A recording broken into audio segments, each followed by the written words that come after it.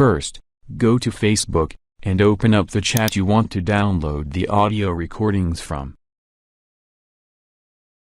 Right-click the typing region, and select Inspect.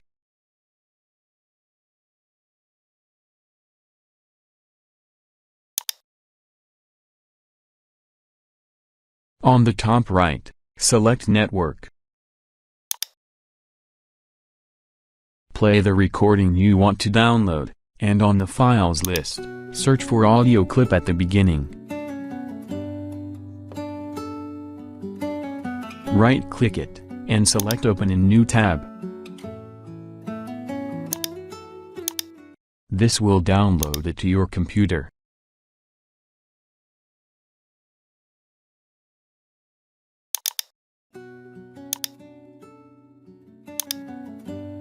All done. Please subscribe.